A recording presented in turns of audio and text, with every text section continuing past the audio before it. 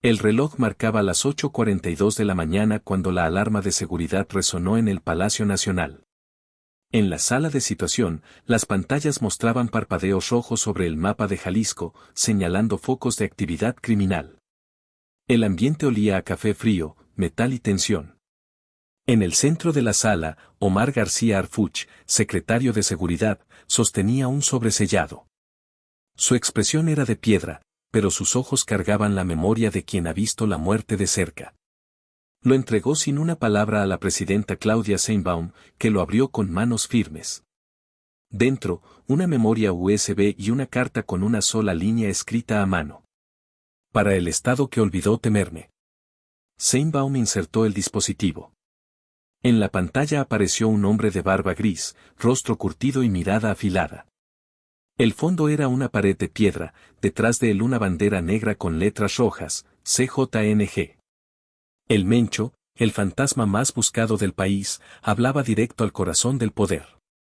Su voz era áspera, quebrada por los años y la guerra. Presidenta Sheinbaum, secretario Harfuch. Están invadiendo mis tierras. Sus helicópteros sobrevuelan mis montañas, sus soldados pisan mi suelo. Yo no soy como los otros. Recuerden 2020. Aquello fue un aviso. La próxima vez, no habrá sobrevivientes. En la sala, el silencio fue absoluto. Solo el zumbido del proyector acompañaba las palabras del criminal.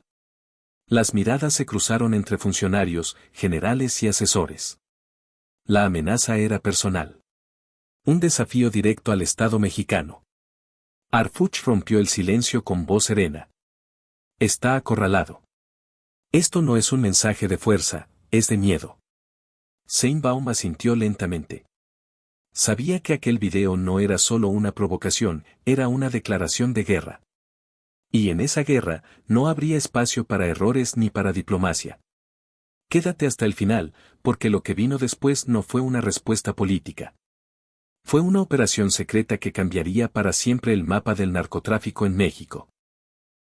La puerta del Salón de Seguridad Nacional se cerró con un chasquido seco. Afuera, la vida seguía, adentro, el aire estaba enrarecido. Las pantallas mostraban un mapa satelital de Jalisco, con puntos rojos que titilaban sobre Tomatlán, Villa Purificación, Mascota y Autlán. Cada punto representaba una base del CJNG. El video del Mencho aún seguía en pausa, su rostro congelado en una mueca casi humana, entre el desafío y el cansancio. La presidenta Claudia Sheinbaum rompió el silencio. Nadie sale de esta sala con dudas. Y nadie filtra una sola línea. Las miradas se cruzaron entre jefes militares, mandos de la Guardia Nacional y asesores civiles. En el extremo de la mesa, Omar García Harfuch revisaba los reportes tácticos con expresión impenetrable. El Centro Nacional de Inteligencia, CNI, desplegó un informe clasificado bajo el nombre clave Águila Negra. El documento detallaba rutas de trasiego, células armadas, talleres de blindaje artesanal y una red de comunicación encriptada que cubría casi toda la sierra de Manantlán. El general de región habló con voz tensa. Señora Presidenta, la amenaza es directa. No es simbólica. El video fue grabado en una de las zonas que nuestros drones marcaron como base logística. ¿Sugiere que responda el Estado con otro video? Interrumpió Harfuch, sin levantar la mirada. No, señor. Sugiero que decidamos si entramos o retrocedemos. No retrocedemos, respondió él. La decisión quedó tomada en menos de un minuto. Sheinbaum dio la instrucción sin levantar la voz. Activen el protocolo Águila Negra. Sin anuncios. Sin margen de error. La orden desencadenó una maquinaria exacta. El Ejército, la Marina, la Guardia Nacional, la FGR y la SSC trabajarían bajo un solo mando operativo, con Harfuch al frente. El plan se basaba en 3 fases. 1. Silenciar las comunicaciones del cártel. El CNI intervendría las frecuencias de radio y las torres clandestinas en la sierra. 2. Congelar las finanzas. La unidad de inteligencia financiera detendría el flujo de dinero proveniente de gasolineras, hoteles y transportes de carga bajo fachada legal. 3. Cortar el repliegue. La Marina custodiaría la costa desde Melaque hasta Barra de Navidad, impidiendo fugas hacia el Pacífico. El operativo fue aprobado bajo el nivel máximo de reserva. Ni los gobernadores fueron notificados. La orden, firmada por Seinbaum y Arfuch, quedó registrada con un código, nivel 5, Águila Negra. A las 3:10 de la madrugada del día siguiente, 2 helicópteros sin insignias despegaron de Colima con rumbo al Triángulo Tomatlán, Mascota, Autlán. Volaban con luces apagadas y equipos de interferencia. En tierra, convoys de la Guardia Nacional avanzaban sin sirenas, coordinados por canales cifrados. Cada movimiento se registraba en una bitácora que solo 3 personas podían leer. El silencio era total. Hasta que, a las 5:22, una transmisión corta rompió la calma en el canal de radio interceptado por inteligencia. Rama S-3 en alerta. Pájaro sobre loma. Era la voz ronca de un halcón. El sistema de rastreo ubicó la señal en una ladera del río Ayuquila, donde se escondía un campamento de observadores del CJNG. Arfuch escuchó la grabación y dijo en voz baja: «Ya saben que los estamos viendo». El operativo apenas comenzaba. El país, sin saberlo, acababa de entrar en una guerra que se libraría sin comunicados, sin prensa y sin retorno. A las 6 horas, los helicópteros tácticos de la Secretaría de Marina comenzaron a sobrevolar la sierra de Tomatlán, apenas visibles entre la bruma. Abajo, el terreno era una red de caminos de terracería y sembradíos abandonados. Desde el aire, las imágenes térmicas mostraban siluetas moviéndose entre árboles y chozas improvisadas, vigías, centinelas, observadores del cártel. Cada punto luminoso era un par de ojos alertando al resto del enjambre. El operativo Águila Negra había comenzado con precisión quirúrgica. En tierra, los convoys de la Guardia Nacional avanzaban en columnas cortas, cubriendo los flancos con vehículos artillados. Los soldados sabían que el enemigo no dispararía desde lejos. El CJNG no peleaba con distancia ni advertencias. Peleaba con silencio. Con el eco seco del primer disparo en un cañón profundo.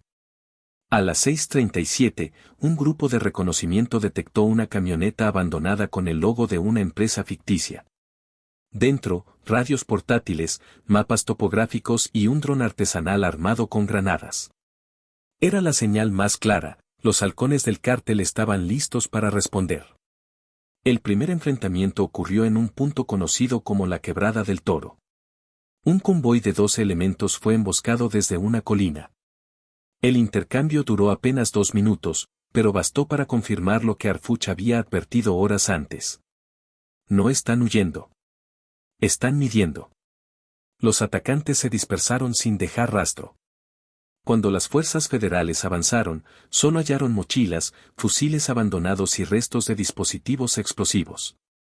No había cuerpos. Solo silencio. El mismo silencio que precede a una tormenta. Mientras tanto, desde la base táctica de Mascota, Arfuch monitoreaba las coordenadas en tiempo real.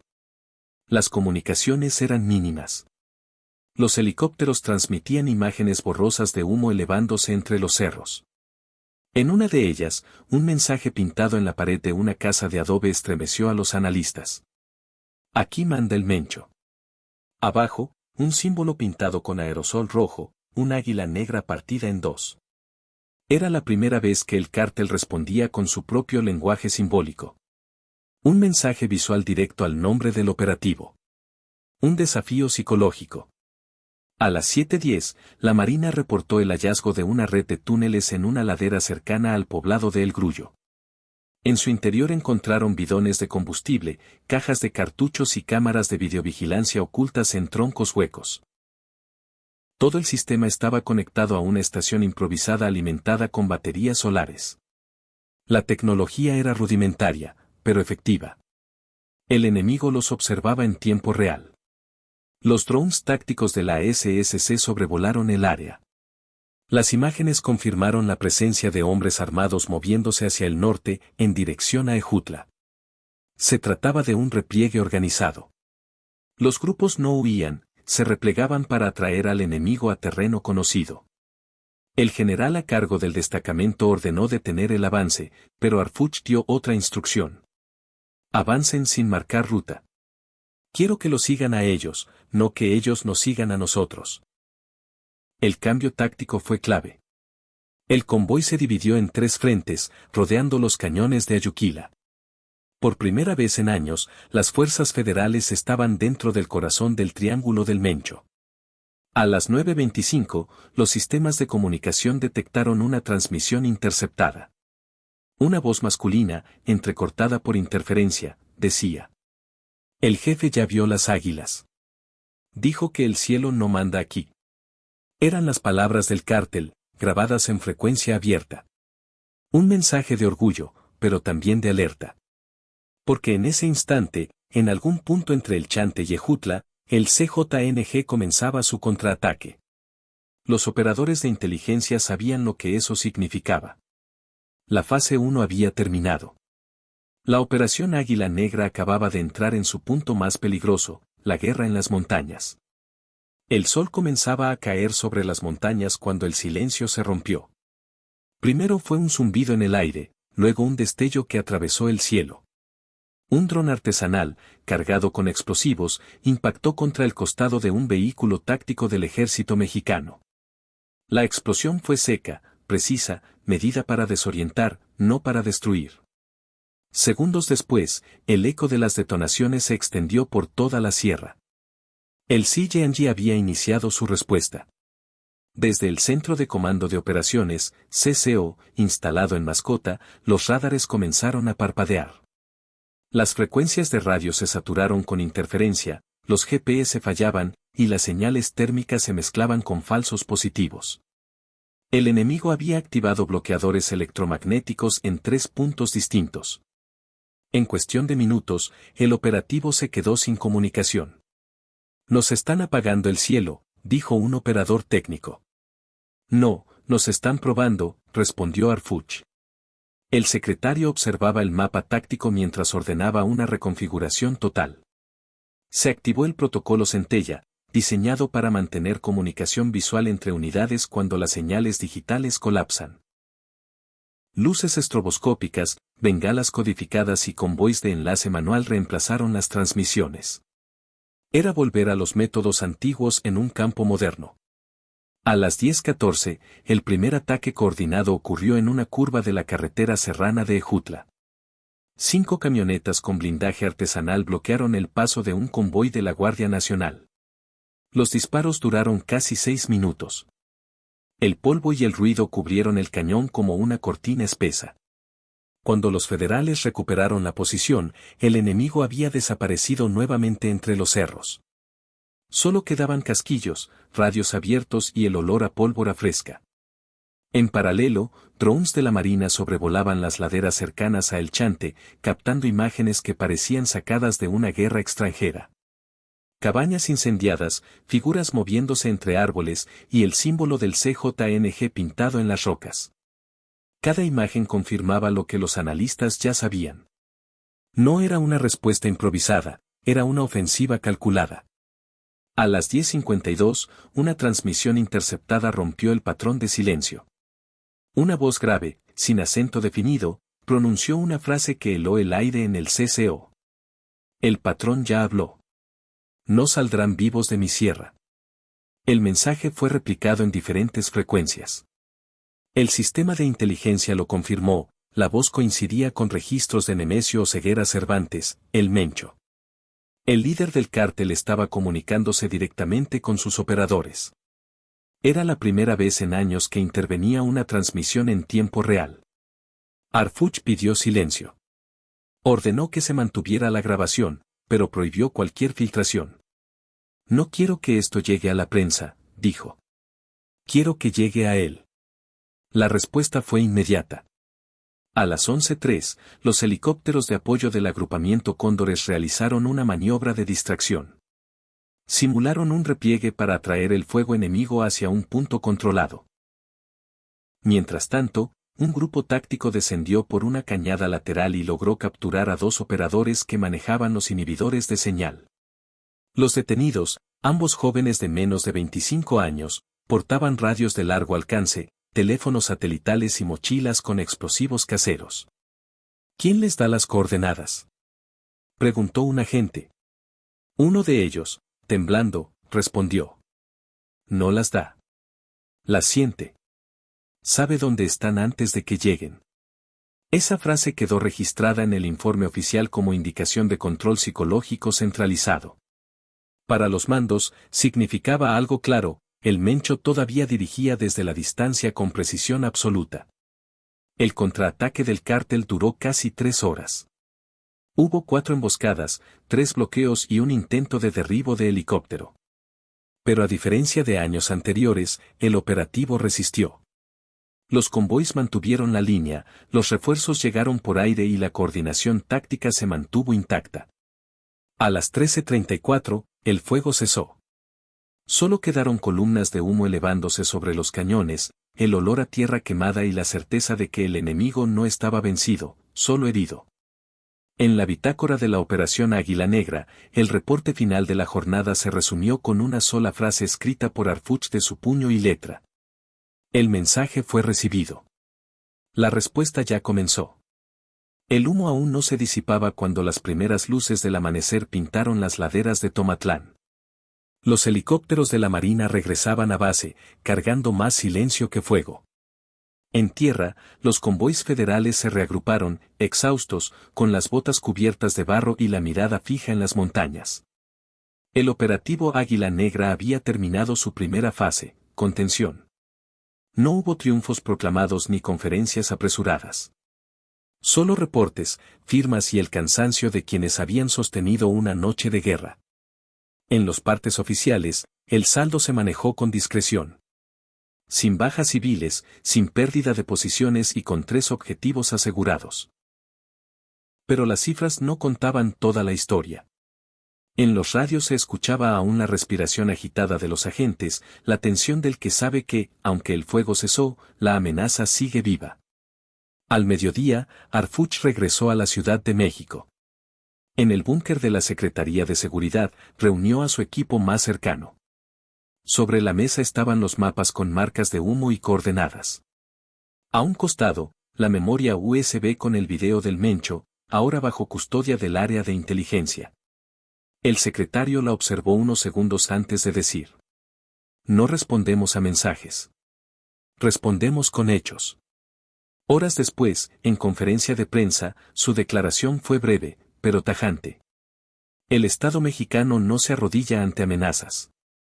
Se investiga, se actúa y se garantiza la seguridad sin importar el tamaño del enemigo. Lo que ocurrió en Jalisco no fue una provocación, fue una confirmación, el crimen no tiene refugio. Mientras hablaba, las imágenes transmitidas desde la sierra mostraban columnas de humo elevándose sobre los árboles, vehículos calcinados y el movimiento pausado de los soldados asegurando el terreno. En los pueblos cercanos, la vida intentaba retomar su ritmo. Los campesinos regresaban a los campos, los niños volvían a clases, y las radios locales repetían una misma frase. Volvieron los federales, y el miedo se fue unos metros más lejos. La presidenta Sheinbaum, en su mensaje nocturno, fue directa. El Estado mexicano no dialoga con quienes amenazan.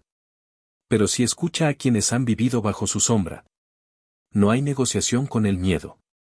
El caso del Mencho volvió a ocupar portadas internacionales. Los reportes de inteligencia coincidían, el líder del CJNG había ordenado replegar células en Autlán y Villa Purificación. Era un movimiento defensivo, una señal poco común en su estructura. Los expertos lo definieron como un golpe simbólico, pero dentro del gabinete se interpretó distinto, la guerra seguía abierta, pero el mensaje había cambiado de dueño. Esa noche, Harfuch regresó solo a su oficina. Encendió la pantalla y revisó las imágenes satelitales de la sierra. Puntos de calor, rutas cortadas, y el eco visual de un país que se resistía a la oscuridad. Tomó su libreta de operaciones y escribió una última línea antes de cerrar el expediente. El silencio no siempre es rendición. A veces, es solo el sonido de quien prepara el siguiente golpe. Si quieres seguir conociendo las historias reales detrás de los operativos más importantes de México, suscríbete y activa la campana. Aquí seguimos contando lo que otros prefieren callar, porque en esta guerra silenciosa, la verdad también se defiende.